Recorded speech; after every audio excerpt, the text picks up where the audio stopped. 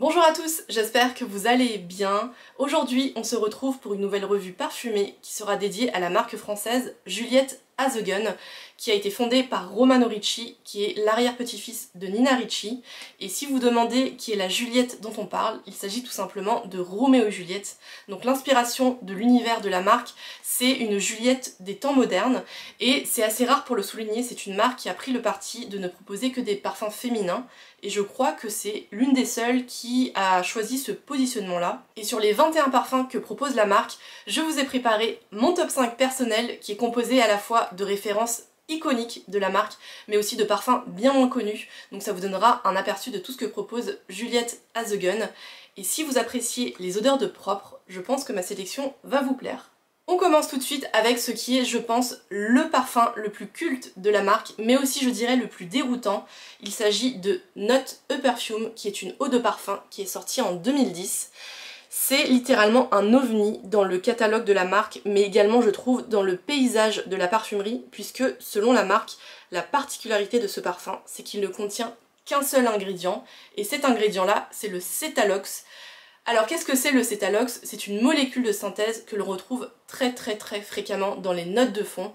Si je ne me trompe pas, le cétalox, l'ambrox, l'ambroxan, ce sont différents noms qui désignent la même molécule, ou en tout cas si ce n'est pas la même molécule, ce sont des molécules qui sont très similaires et que l'on retrouve quasiment tout le temps dans les notes de fond des parfums, puisque j'ai l'impression de vous citer ces noms-là très fréquemment quand je vous présente les pyramides olfactives des parfums dans mes vidéos. Et donc le cétalox, c'est une molécule de synthèse qui présente des facettes qui sont à la fois boisées, animales et minérales, et ça donne beaucoup de velouté et ça enveloppe toutes les notes dans un parfum.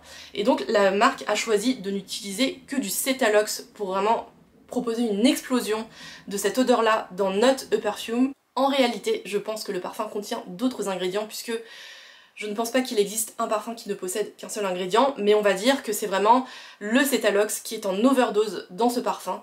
Et tout ça, ça donne une odeur qui est hyper insaisissable, je dirais, puisque de prime abord, quand on le sent, franchement, je ne pense pas qu'on puisse décrire facilement cette odeur. C'est une odeur qui est vraiment à la fois, je dirais, très douce, très réconfortante et très intime.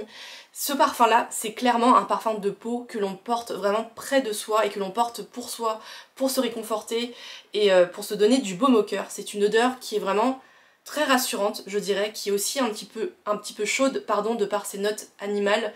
Et vraiment, c'est un parfum qui, je pense, mérite vraiment d'être senti.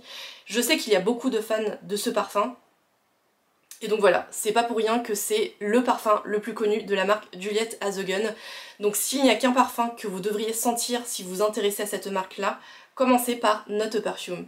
On passe ensuite à un tout autre univers olfactif avec Vanilla Vibes, qui est une eau de parfum qui est sortie en 2019 et qui est un floral ambré. Alors déjà, la bouteille est magnifique et vous allez le voir par la suite, ces dégradés de couleurs comme ça sur le flacon, c'est un peu la signature de la marque Juliette Has a Gun. Donc voilà, non seulement ça sent bon, mais en plus c'est très joli sur une étagère. Et dedans, on y retrouve de la fleur de sel en tête. En cœur, il y a de l'orchidée et de la vanille. Et en fond, on y retrouve du bois de santal, de la fève tonka ainsi que des muscs. Et donc c'est un parfum qui est hyper solaire. La marque décrit Vanilla Vibes comme la fusion entre deux opposés, à savoir la fleur de sel et la vanille naturelle. Et donc, comme son nom l'indique, c'est un parfum qui sent très bon la vanille, mais c'est une vanille qui se rapproche davantage de la gousse que de l'arôme vanille que l'on retrouve dans les gâteaux par exemple. C'est une vanille qui n'est pas du tout alimentaire ni sucrée, c'est une vanille qui est vraiment très dense et très texturée et qui est twistée là pour le coup par de la fleur de sel. Ceux qui suivent assidûment mes vidéos savent que j'adore les notes salées dans les parfums, puisque elle est souvent utilisée dans les parfums ambrés et estivaux. Et la note fleur de sel, je trouve que ça apporte de la légèreté au parfum et ça empêche l'odeur d'être trop dense, trop collante ou trop écœurante. Et donc voilà, c'est un parfum qui est ambré, qui est parfait pour l'été ou en toute saison, qui apporte beaucoup de chaleur et aussi pas mal de sensualité. Donc voilà, c'est un très beau parfum pour ceux qui apprécient la note vanille. Et pour finir sur Vanilla Vibes, si vous vous demandez si c'est un dupe de Beach Walk de Maison Margiela, Je dirais que ce sont deux parfums qui sont assez similaires puisqu'ils se positionnent sur le même univers olfactif de l'été et de la plage, mais je dirais qu'il y a quand même quelques différences dans le sens où Vanilla Vibes est beaucoup plus vanillé et Beach Ball se distingue pour ses notes de fleurs blanches et de lait de coco. Donc voilà, à voir ce que vous préférez dans vos parfums. Mais pour moi ce sont pas des dupes parfaits, ce sont deux parfums qui méritent d'être sentis tous les deux, mais voilà, à voir selon vos goûts personnels. Le prochain parfum dont je voulais vous parler s'appelle Pear Ink, c'est une eau de parfum qui est sortie en 2021, c'est un floral fruité qui est composé de poire en tête, en cœur il y a du cétalox, c'est la molécule de synthèse dont je vous parlais un peu plus tôt dans la vidéo, et en fond on y retrouve des muscs blancs, et la marque décrit ce parfum comme un parfum d'impertinence qui déclenche un sourire sitôt qu'on s'en approche. Et c'est totalement vrai. Quand je sens ce parfum, d'ailleurs petite mention pour la mouillette que m'a envoyée la marque qui est vraiment très très mignonne, quand je sens ce parfum, j'ai envie de sourire tout de suite tellement il est doux, tellement il est rassurant et réconfortant.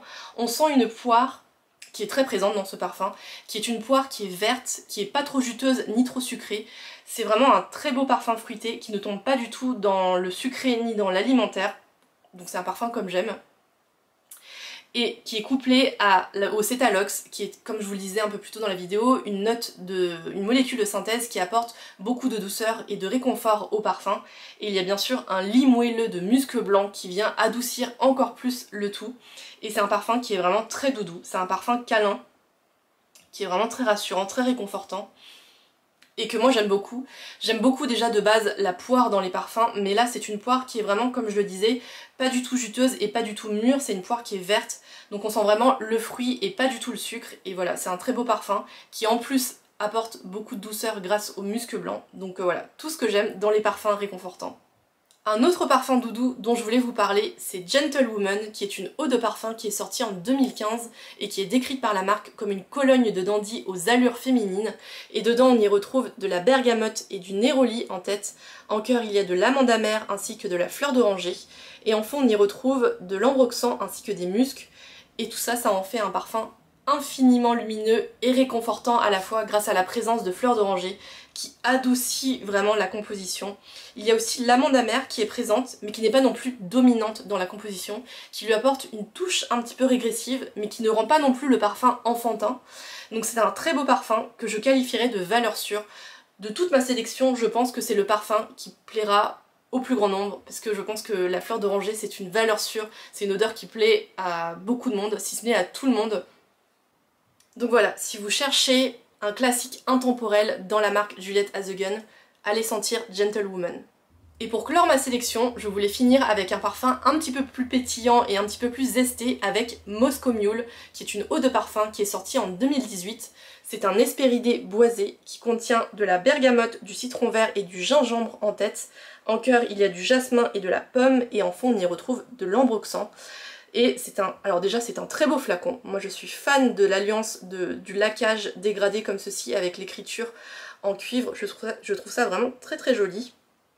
Et concernant l'odeur de ce parfum, l'inspiration de ce parfum c'est le cocktail qui porte le même nom, le Moscow Mule si vous savez ce que c'est, et c'est un parfum qui est vraiment très frais, très zesté, très pétillant, et je dirais même un petit peu masculin grâce aux notes boisées.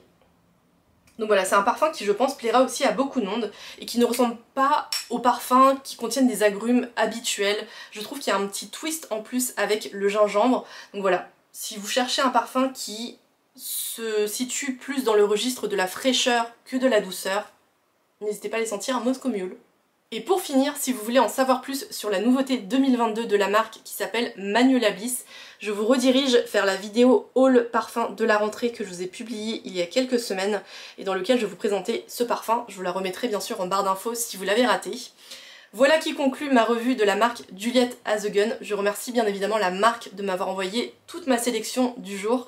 J'espère que cette vidéo vous aura plu. Si c'est le cas, n'hésitez pas à la liker et à vous abonner. Et bien sûr, dites-moi en commentaire si vous possédez déjà des parfums de la marque ou s'il y en a certains parmi ceux que j'ai présentés aujourd'hui qui vous tentent. Quant à moi, je vous retrouve dimanche prochain pour une nouvelle vidéo parfumée. Merci d'avoir regardé cette vidéo et à bientôt.